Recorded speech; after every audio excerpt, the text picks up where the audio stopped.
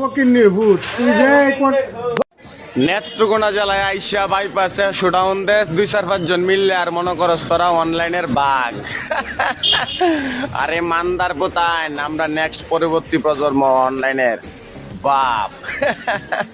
কথাটা মাথায় সেফ রাখ।